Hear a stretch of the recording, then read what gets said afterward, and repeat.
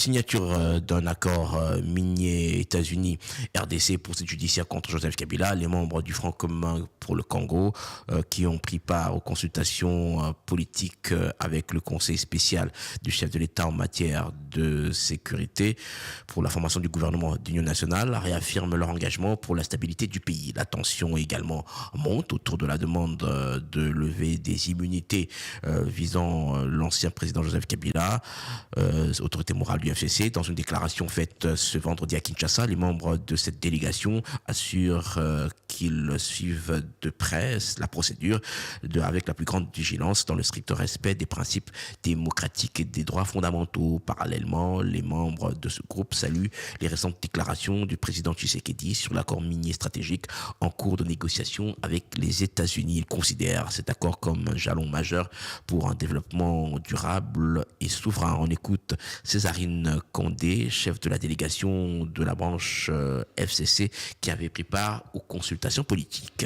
La délégation du FCC, ayant participé activement aux consultations politiques relatives à la formation d'un gouvernement d'union nationale, suit avec la plus grande vigilance la procédure en cours concernant la demande officielle de levée d'immunité parlementaire du sénateur à vie et autorité morale du FCC, son Excellence Joseph Kabila Kabange. Cette demande introduite par les autorités judiciaires compétentes devant la Chambre haute du Parlement devra être examinée dans les stricts respects des principes de la présomption d'innocence, de l'indépendance du pouvoir judiciaire et des droits fondamentaux de la défense. Nous tenons à rassurer nos militants que nous demeurons pleinement engagés dans le suivi rigoureux de cette procédure judiciaire jusqu'à son terme législatif. S'agissant des enjeux majeurs de la vie nationale, l'accord minier, actuellement en négociation